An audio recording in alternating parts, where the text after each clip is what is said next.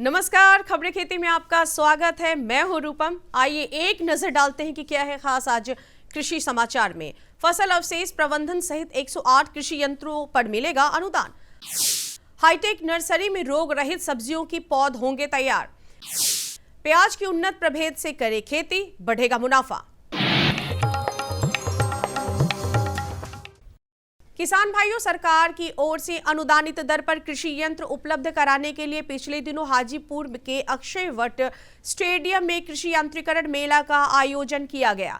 मेले की खास बात यह थी कि किसानों को अवशेष प्रबंधन वाले कृषि यंत्र सहित अन्य 108 प्रकार के कृषि यंत्रों पर अलग अलग निर्धारित दर पर सब्सिडी का लाभ दिया गया। खेत की तैयारी, बुआई से लेकर फसल कटाई के साथ साथ अलग अलग प्रकार के कृषि कार्यों के लिए किसान भाइयों को कृषि यंत्रों की आवश्यकता होती है। केंद्र के साथ ही राज्य सरकारें भी किसानों को खेती के लिए सब्सिडी पर कृषि यंत्र मुहैया कराती हैं। इसी कड़ी में बिहार सरकार द्वारा हाजीपुर में 2 दिवसीय कृषि यंत्रीकरण मेले का आयोजन किया गया, जिसके तहत किसानों को सब्सिडी पर, जिसमें जुताई, बुआई, खाद, कीटनाशक छिड़काव, सिंचाई यंत्र, फसल कटाई यंत्र एवं उद्यान से संबंधित 108 प्रकार के कृषि यंत्रों पर 40 से 80% तक की सब्सिडी पर कृषि यंत्र उपलब्ध कराया गया। गौरतलब है कि जिले के वैसे किसान जिन्हें अनुदानित दर पर यंत्र खरीदने की स्वीकृति प्राप्त है, उन्हें यह लाभ दिया गया। इसके अलावा मेले में आधुनिक कृषि यंत्रों के बारे में किसान भाइयों को जानकारी भी दी गई। बैगन की फसल में फल छेदक कीट का प्रकोप अधिक देखा जाता है। इसके प्रकोप से फल सड़ने की समस्या उत्पन्न हो जाती है। ऐसे फलों का उपयोग नहीं किया जा सकता है और फसल की पैदावार पर इसका विपरीत असर होता है।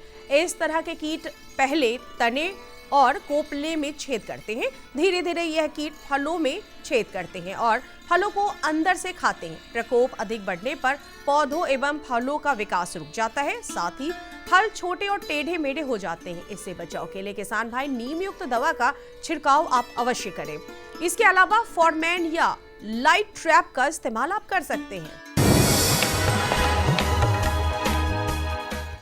कृषि को समय के साथ टेक्नोलॉजी और नए तरीके से जोड़कर समृद्ध बनाया जा रहा है। बागवानी फसलों के लिए ऐसी ही एक तकनीक है हाईटेक नर्सरी, जिसमें रोग रहित सब्जियों के पौधे तैयार किए जाते हैं।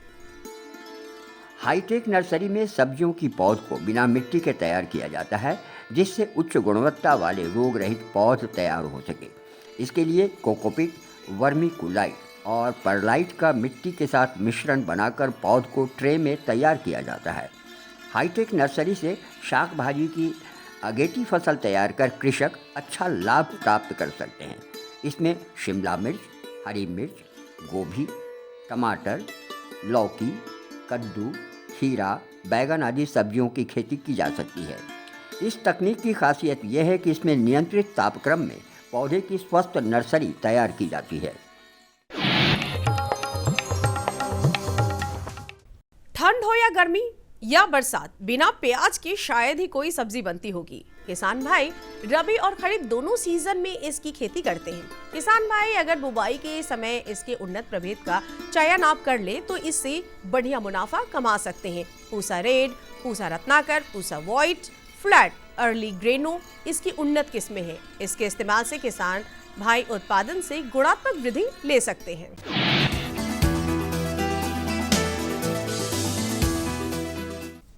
कई बार किसानों को फसल का उत्पादन उनकी मेहनत और लागत की तुलना में कम मिलता है। किसान भाइयों द्वारा खेती में सही कृषि उपकरणों का उपयोग नहीं करना इसका एक बड़ा कारण है। कल्टीवेटर एक ऐसा ही कृषि संयंत्र है जिसकी सहायता से किसान अपनी खेती बाड़ी को सफल बना सकते हैं। कल्टीवेटर ट्रैक्टर या मिनी ट्रैक्टर द्वारा संचालित किया जाता है। इस मशीन का उपयोग किसान खरपतवार को खेत से निकालकर बुवाई करने के लिए तथा मिट्टी को समतल एवं उपजाऊ बनाने के लिए भी कर सकते हैं। इस यंत्र में लोहे के फ्रेम के छोटे छोटे नुकीले दांत लगे होते हैं, जो फसलें पंक्ति में निश्चित दूरी पर बोई जाती है, उनकी निराई गुड़ाई के लिए कल्टीवेटर बहुत ही उपयोगी कृषि यंत्र है।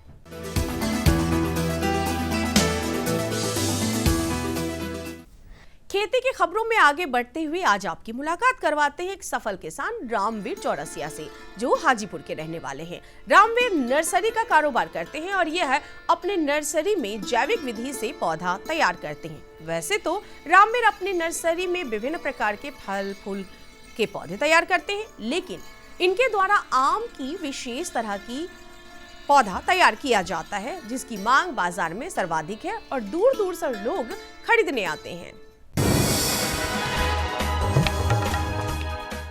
आइए अब एक नजर मंडी के ताजा भाव पर। आइए एक नज़र डालते हैं राजधानी पटना के अंटाघाट सब्जी मंडी में और जानते हैं आलू एवं प्याज के ताज़ा भाव। प्याज 3200 से 3400 रुपये प्रति क्विंटल, नया लाल आलू 2200 रुपये प्रति क्विंटल, सफ़ेद आलू 1800 रुपये प्रति क्विंटल। और कैसा रहेगा अगले 24 घंटे में राजधानी पटना का तापमान, एक नजर मौसम के मिजाज पर। राजधानी पटना सहित राज्य के अधिकांश जिलों के अधिकतम तापमान में क्रमशः गिरावट के आसार हैं। पछुआ हवा का प्रभाव बढ़ने से दिन में भी कनकनी का एहसास होगा। मौसम विज्ञान केंद्र के मुताबिक राजधानी पटना सहित राज्य का अधिकतम तापमान 24 डिग्री सेल्सियस जबकि न्यूनतम तापमान 9 डिग्री सेल्सियस के आसपास बने रहने की संभावना है।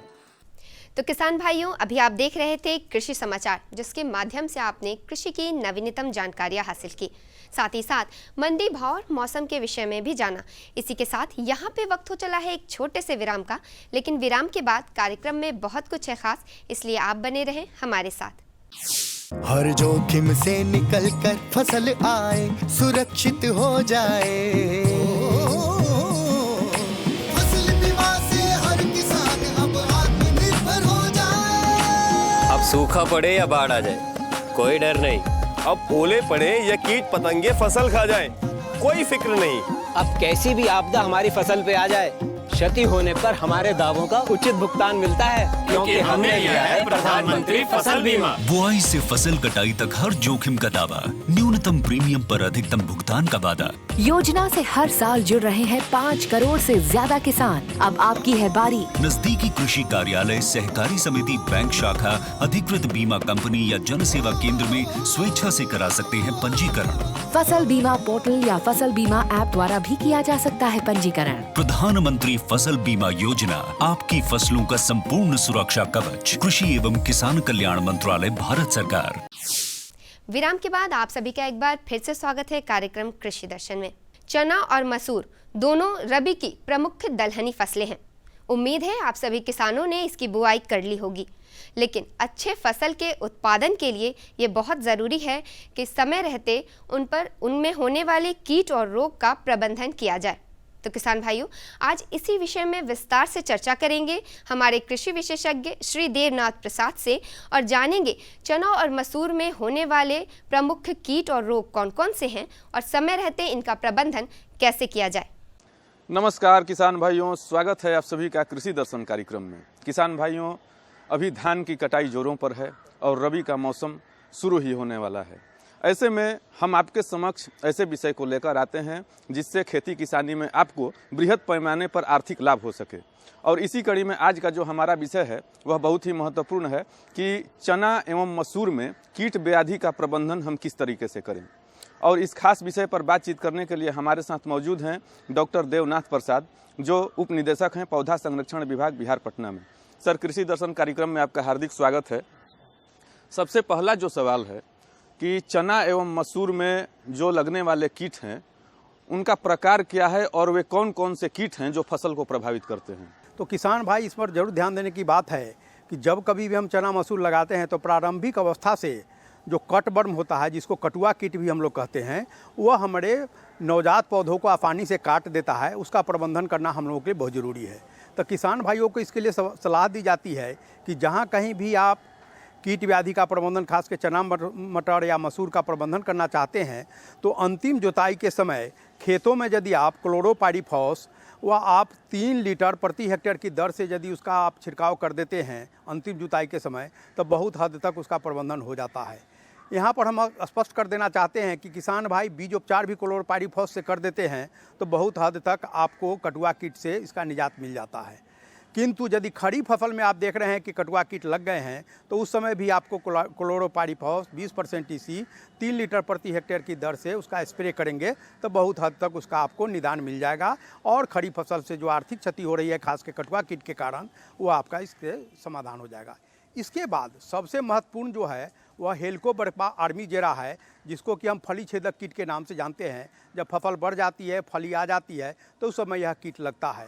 तो वहाँ पर किसान भाइयों को सलाह दी जाती है कि आप खड़ी फसल में यदि आप देख लेते हैं तो आप समेकित कीट प्रबंधन तो पहले से करें, लेकिन खड़ी फसल में अगर यह कीट दिखाई पड़े तो आपको निश्चित रूप से फेरोमोन ट्रैप का इस्तेमाल करना पड़ेगा, जो कि हेली लियोर के नाम से आता है। हेली लियोर का फेरोमोन ट्रैप 10 से 12 जो फेरोमोन ट्रैप है प्रति हेक्टेयर की दर से अगर आप लगा देते हैं तो बहुत हद तक आपको जो हेलिकोबैक्टर आर्मीजेरा है, जिसे हम फली छेदक कीट भी कहते हैं, इसका निदान हो जाता है। इसके लिए एक जो हमारा जैविक है जिसको कि हम एनपी भी कहते हैं, एनपी को हिंदी में कहते हैं न्यूक्लियर जल या नाभिकीय जल के नाम से जाना जाता है। इसे विषाणु जल के नाम से भी जाना जाता है। यह एनपी भी है। यह 250 एलई प्रति हेक्टेयर के दर से यदि आप छिड़काव कर देते हैं तो इससे भी आपका निश्चित रूप से हेलिकोबैक्टर आर्मीजेरा, जिसे फली छेदक कहते हैं, उसका निदान हो जाएगा। अंत में यदि इन सारी चीज़ों से निदान नहीं हो पाता है तो किसान भाई रासायन का इस्तेमाल करेंगे। रासायन में इसके लिए इमामेक्टिन बेंजोएट या फ्लूबेंडामाइड का उपयोग कर सकते हैं। इमामेक्टिन बेंजोएट जो 5% FG के रूप में आता है, इसका आप 200 से 250 ग्राम प्रति हेक्टेयर की दर से यदि कर देते हैं छिड़काव या तो आप देखेंगे कि इसका निदान आसानी से हो जाता है। सर, एक जो अहम सवाल है वो यह है कि जब हमारे किसान भाई चना, मसूर या मटर जो भी ये दलहनी फसल है लगाते हैं अपने खेतों में, तो एक सबसे प्रमुख समस्या है वो देखने में आती है कि हमारे किसान भाई बीजोपचार पे उतना ध्यान नहीं देते हैं, जैसा कि आपने जिक्र किया। तो बीजोपचार कितना हमारे किसान भाइयों के लिए महत्वपूर्ण है कि बीजोपचार करके अपनी फसल को खेत में लगाएं। और इसके साथ साथ एक और चीज़ देखने में आता है कि जब चना का जो फसल तैयार होने लगता है तो जो फली आता है तो उसमें कीट व्याधि का संक्रमण या प्रकोप सबसे ज़्यादा रहता है। तो इसके निदान के लिए हमारे किसान भाई क्या करें? बहुत ही महत्वपूर्ण प्रश्न है। किसान भाई, बीजोपचार के संबंध में हम स्पष्ट बता देना चाहते हैं कि बीजोपचार एक ऐसी तकनीक है, कम लागत की तकनीक है, जिसमें 1 रुपया खर्च के आप 11 रुपया लाभ ले सकते हैं। कहा जाता है कि मिट्टी उपचार, बीजोपचार अगर आप कर लेते हैं और जहाँ कहीं भी आप अगर बिचड़ा से फसल लगाते हैं तो बिचड़ा उपचार भी कर लेते हैं तो फसल उपचार की आवश्यकता 9 के बराबर लग जाती है। लागत के दृष्टिकोण से देखें, गुणवत्ता के दृष्टिकोण से देखें, तब भी बीज उपचार काफ़ी महत्वपूर्ण है। हमेशा हम बताना चाहते हैं कि बीज उपचार किसान निश्चित रूप से करें। यथासंभव जैविक रसायन से अगर बीज उपचार हो जाता है तो बहुत भी बेहतर है। अगर जैविक रसायन नहीं हो तो आप रसायन से भी, जिसमें कार्बनडाजिम प्रमुख है, उससे भी आप बीज उपचार कर सकते हैं। बीज उपचार और मिट्टी उपचार यदि कर लेते हैं तो खड़ी फसल में जो आपको फसल मैनेजमेंट, खास के कीट व्याधि के संबंध में फसल मैनेजमेंट की जो आवश्यकता पड़ती है वह काफ़ी कम हो जाती है। लागत भी कम, गुणवत्ता भी बरकरार रहती है। अतः किसान भाइयों को सलाह दी जाती है कि आप बीज उपचार, मिट्टी उपचार निश्चित रूप से करें। कम लागत में अधिक उत्पादन और गुणवत्तायुक्त उत्पादन प्राप्त करना है तो इस पर आपको विशेष ध्यान देना। चने की फली आती है तो सबसे ज़्यादा प्रकोप उसमें कीड़ों का देखने को मिलता है, तो उसके निदान के लिए अभी से तैयारी हमारे किसान भाई किस रूप से करें? देखिए, पहले ही बता दिया गया है कि इसके लिए खड़ी फसल में तो आपको रसायन का उपयोग करना पड़ेगा, किंतु अगर प्रारंभिक अवस्था से ही यदि आप बीज उपचार कर लिए हैं, मिट्टी उपचार कर लिए हैं और जैविक तरीका से जो फेरोमोन ट्रैप हम की चर्चा कर चुके हैं कि हेली लियोर के नाम से जो फेरोमोन ट्रैप आता है, यह फली आने से 20 दिन पहले 10 से 12 प्रति हेक्टेयर की दर से यदि इसका हेली लियोर वाला फेरोमोन ट्रैप आप लगा देते हैं तो बहुत हद तक जो है कीड़ा वह फेरोमोन ट्रैप में फंस जाएगा और इसका प्रबंधन हो जाएगा। किंतु यदि आप नहीं लगाए हैं फेरोमोन ट्रैप और फली छेदक लग गया है तो उस समय आपको रसायन का उपयोग करना पड़ेगा। रसायन के उपयोग में पहले भी हम बता चुके हैं, फ्लूबेंडामाइड एवं इमामेक्टिन बेंजोएट, इसमें से दो जो में से कोई एक का आप इस्तेमाल करेंगे तो बहुत हद तक इसका निदान हो जाता है। जो हमारे किसान भाई चना मसूर की खेती कर रहे हैं तो मिट्टी जांच करवा लें, बीजोपचार करवा लें। इसके अलावे कौन कौन से ऐसे तत्व हैं जिनको उपयोग में लाकर हमारे किसान भाई दलहनी फसलों का, चना मसूर का ज़्यादा से ज़्यादा पैदावार प्राप्त कर सकते हैं? देखिए, इसमें बहुत ही महत्वपूर्ण बात है कि सबसे पहले प्रमाणित बीज और लगावे, फसल चक्र को अपनाएं। वैसे बीजों को खेतों में नहीं लगाएं जिस खेत में लगाए हैं और उससे पूर्व के 3 सालों में उनको बीमारी या कीट का प्रकोप ज़्यादा हुआ हो। एक दूसरी बात यह है कि इसमें जहाँ कहीं भी चना मसूर लगावें तो राइजोबियम कल्चर जो होता है उससे उपचारित करके ही आप दलहनी फसल को लगाएंगे तो आपको बेहतर उत्पादन भी मिलेगा और क्वालिटी भी अच्छी रहेगी। तो देखा किसान भाइयों, जैसा कि डॉक्टर साहब ने बतलाया कि अभी शुरुआती दौर है और जो सावधानियां हैं उनको अमल में ला करके आप दलहनी फसलों की खेती कर रहे हैं, चना मसूर अपने खेतों में लगाने की योजना बना रहे हैं। तो जो सावधानियां हैं उनको विशेष रूप से अमल में ला करके बीजोपचार करके मिट्टी की जांच करवा करके आप अपनी दलहनी फसलों का ज़्यादा से ज़्यादा लाभ प्राप्त कर सकते हैं, उत्पादन कर सकते हैं। इतनी अच्छी जानकारी देने के लिए सर आपका हृदय से आभार प्रकट करते हैं। और किसान भाइयों, मिलते हैं कृषि दर्शन कार्यक्रम के अगले भाग में एक नई जानकारी के साथ। तब तक हमें और हमारी पूरी टीम को दीजिए इजाज़त। नमस्कार। किसान भाइयों, मखाना का सर्वाधिक उत्पादन बिहार के मिथिलांचल में किया जाता है। उत्तर पूर्वी बिहार पूरी दुनिया में मखाना के उत्पादन के लिए मशहूर है। मखाना जहां खाने में स्वादिष्ट होता है, वहीं इसमें भरपूर मात्रा में एंटीऑक्सीडेंट पाए जाते हैं जो कि स्वास्थ्य के लिहाज से बेहद ही फायदेमंद होते हैं। इसलिए इसकी मांग पूरे साल बनी रहती है। तो किसान भाइयों, आज हम मखाना के विषय में विस्तार से जानेंगे इस टीवी रिपोर्ट के माध्यम से। नमस्कार, कृषि दर्शन कार्यक्रम में आप सभी का बहुत बहुत स्वागत है। और जैसा कि आप देख पा रहे हैं कि मेरे पीछे मखाना महोत्सव मनाया जा रहा है। मखाना की प्रोसेसिंग क्यों जरूरी है, मखाना हमारे स्वास्थ्य के लिए कितना लाभदायक है, मखाना के कौन कौन से प्रोडक्ट बनाए जा सकते हैं यानी व्यंजन बनाए जा सकते हैं, मखाना उत्पादन में किसानों के लिए क्या सुविधाएं उपलब्ध होगी, सरकार के क्या अनुदान है, सरकार क्या अनुदान हमारे किसान भाइयों को दे रही है, इन सभी विषयों पर लगातार मखाना महोत्सव में चर्चा की जा रही है।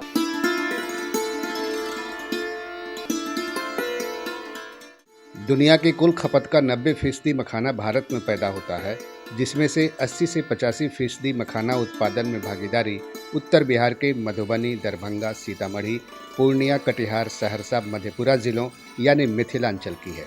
यही वजह है कि 16 अगस्त 2022 को केंद्र सरकार ने मखाना को मिथिला मखाना के नाम से GI टैग प्रदान किया।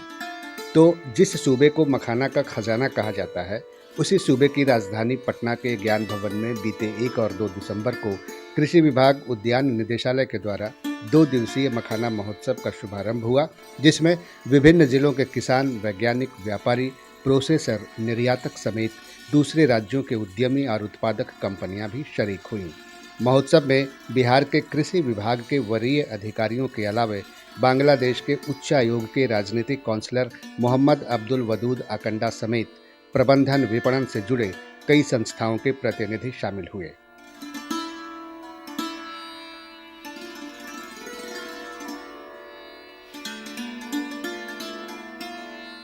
मखाना की मांग लगातार बढ़ते जा रही है।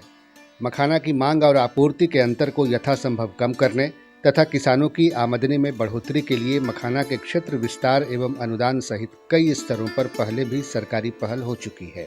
मखाना महोत्सव के जरिए विचार विमर्श का दौर भी चल चुका है। इस वर्ष का मखाना महोत्सव भी उसी सिलसिले की अगली कड़ी है। मखाना महोत्सव का उद्घाटन बिहार के कृषि सलाहकार डॉक्टर मंगला राय और विभाग के सचिव संजय अग्रवाल के द्वारा दीप प्रज्वलन कर किया गया। कृषि सलाहकार डॉक्टर मंगला राय मखाना महोत्सव के मुख्य अतिथि थे। उन्होंने मखाना उत्पादन से संबंधित अनुसंधान और तकनीकी विकास पर जोर दिया। उन्होंने कहा कि अब मखाना की खेती तालाबों के अलावा खेतों में भी होने लगी है, जो मखाना क्षेत्र विस्तार में एक बेहतरीन कदम है। डॉक्टर मंगला राय ने कहा कि वेस्ट को वेल्थ में बदलना हमारा लक्ष्य होना चाहिए। उत्पादन से उपभोग की कड़ी में डाइवर्सिफाइड वैल्यू एडेड प्रोडक्ट जितने ज़्यादा आप बनाओगे और जितने उसके बारे में अवेयरनेस आप क्रिएट करोगे, उतना ज़्यादा पैसा आपके पॉकेट में आएगा।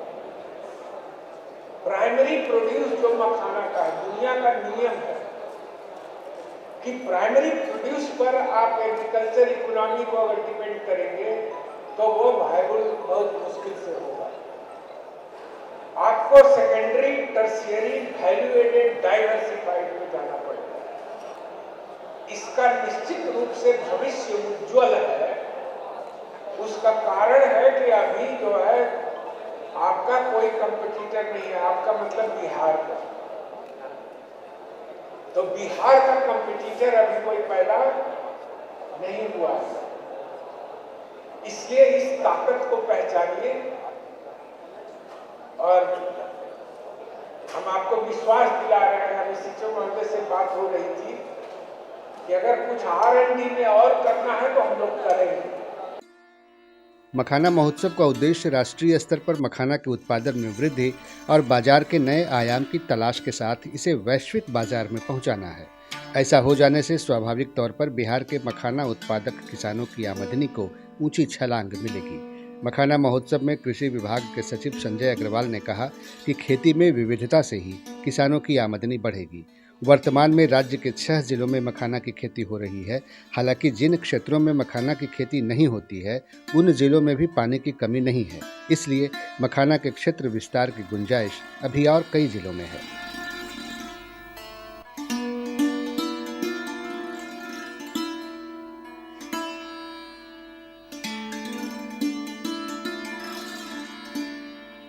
भोला पासवान शास्त्री कृषि महाविद्यालय पूर्णिया में मखाना के लिए सेंटर ऑफ एक्सीलेंस की स्थापना की जा रही है ताकि किसानों तक मखाना के उन्नत बीज सुगमता से पहुंच सके। आप सबको जानकर के खुशी होगी कि पूरे विश्व का लगभग 85% मखाना बिहार में होता है। ये बात कोई सोचने की भी नहीं है कि 85% पूरे बिहार का, पूरे इंडिया का, पूरे वर्ल्ड का जो प्रोडक्शन है वो बिहार में होता है। और बिहार पूरे देश के कई राज्यों को मखाना खिलाता है। पूरे विश्व में भी जो भी एक्सपोर्ट होता है वो 85% बिहार के मखाने का होता है। और ये मखाना बिहार के कुछ ही जिलों में होता है। आप देख सकते हैं कि जो नॉर्थ ईस्टर्न बिहार है, जो दरभंगा, मधुबनी, सीतामढ़ी से शुरू होकर के किशनगंज तक जाता है, उस इलाके में किसान खेती होती है। तो आप देख सकते हैं कि किस प्रकार अभी हमारा उत्तर बिहार के कई जिलों में इसका प्रोडक्शन होना बाकी है और वहीं पर उम्मीद की किरणें हैं। पिछले 10 वर्षों में राज्य सरकार के द्वारा जो प्रयास किए गए और किसानों के द्वारा जो मेहनत की गई है उसका नतीजा देखने को मिला कि लगातार प्रोडक्शन बढ़ा है। जो मखाने का उत्पादन है वो 2 गुना से 2.5 गुना तक पहुँच गया है और ये लगातार बढ़ रहा है। मखाना महोत्सव में विभिन्न ग्रेड के मखाना एवं मखाना उत्पाद स्टॉल पर लगाए गए थे। दरअसल बाजार में बिक्री के लिए दिखने वाले मखाने को शक्ल देने की पारंपरिक प्रक्रिया काफ़ी जटिल है और उस प्रक्रिया में उत्पादन में जुड़े लोगों की मेहनत तो खूब लगती थी, लेकिन मुनाफा घट जाता था। मखाना महोत्सव में अत्याधुनिक मशीन से मखाना पॉपिंग का जीवंत प्रदर्शन किया गया, जिसे उत्पादकों ने बड़े गौर से देखा।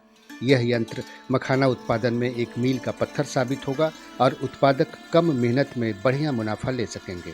इसलिए 2 दिवसीय मखाना महोत्सव के एक सत्र में मखाना उत्पादन में वृद्धि, पैकेजिंग, हार्वेस्टिंग एवं पॉपिंग में मशीन के उपयोग पर एक विशेष तकनीकी सत्र रखा गया था।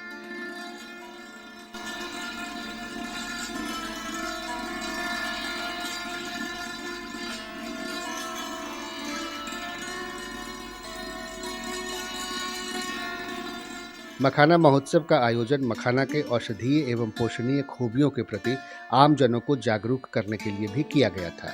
इसलिए मखाना महोत्सव के एक सत्र में राज्य के प्रसिद्ध चिकित्सकों के द्वारा मखाना की पौष्टिकता पर भी प्रकाश डाला गया। आप जितने भी इलेक्ट्रोलाइट्स हैं, फास्फोरस, सोडियम, पोटेशियम, सब इसके अंदर, आयरन, कैल्शियम, सब इसके अंदर, कार्बोहाइड्रेट इसके अंदर है, कैलोरीज सबसे ज़्यादा। हम लोग को अपनी दिनचर्या के लिए जो एनर्जी चाहिए वो एनर्जी सिर्फ कैलोरी से होती है और फैट नगण्य है इस मखाने में।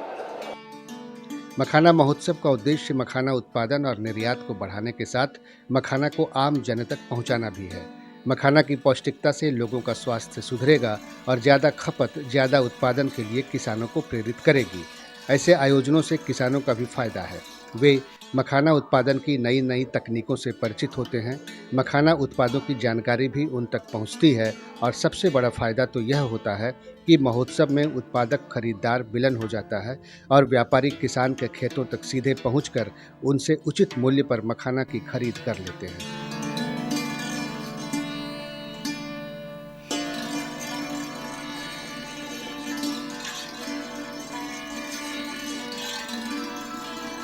पारंपरिक तौर पर मखाना को न खाद चाहिए न ही कीटनाशक, इसे चाहिए तालाब या बेहद खुरदरे चेहरे वाली जमीन और पानी। गड्ढे नुमा खेतों में जहाँ कोई फसल नहीं हो सकती, वहाँ मखाना ही बिहार के किसानों की जीवन धारा बनी हुई है। अब तो मखाना की खेती कर रहे किसानों को भी यह बात समझ में आने लगी है कि धान गेहूं की तुलना में मखाना की खेती से उन्हें 2 से 3 गुना अधिक आय होने लगी है। मखाना की पारंपरिक खेती पर कृषि वैज्ञानिकों द्वारा आधुनिक अनुसंधानों का रंग चढ़ने से मखाना की खेती धीरे धीरे जटिलता से सहजता की ओर बढ़ गई है।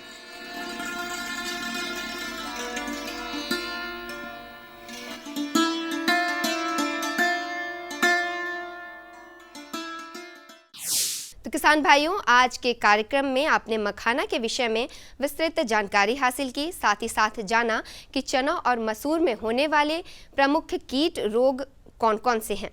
उम्मीद है हमारे द्वारा दी जाने वाली आज की ये जानकारी आपके लिए लाभकारी रही होगी। तो आज की कड़ी में बस इतना ही। अगले अंक में ऐसी ही कुछ और जानकारियों के साथ हम फिर से हाजिर होंगे। तब तक के लिए मुझे और हमारी कृषि दर्शन की पूरी टीम को दीजिए इजाज़त। नमस्कार।